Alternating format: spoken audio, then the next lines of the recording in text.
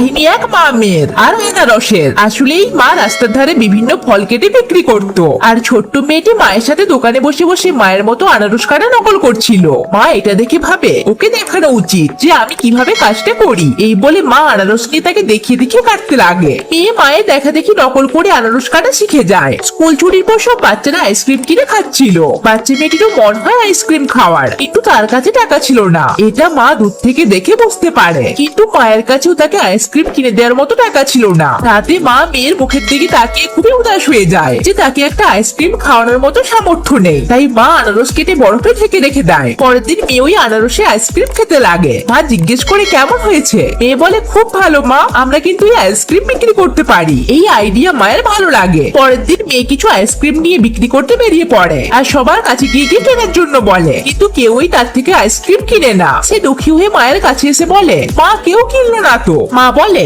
আচ্ছা তুমি বরং আগে বাজারে গিয়ে দেখে এসো যে সব দোকানদাররা কিভাবে তাদের জিনিস বিক্রি করছে। এটা শুনে মেয়েটি বাজারে আসে আর সবাইকে নোটিশ করতে লাগে। এরপর পরের দিন সে একটা ব্যানার তৈরি করে আর এই দোকানদারদের মতো করে বলতে লাগে, টেস্টি টেস্টি আনারসের আইসক্রিম, একটা নিলে 5 টাকা, তিনটে নিলে 10 টাকা। তার এই কথা শুনে অনেকে তার থেকে আইসক্রিম কিনে আর দেখতে দেখতে তার আইসক্রিম খুবই পপুলার হয়ে যায় আর সব বাচ্চারা তার থেকে আইসক্রিম কিনতে লাগে। সত্যি দেখলে তবেই তো শেখা যায়, আর শুরুটা হয় মায়ের কাছ থেকেই।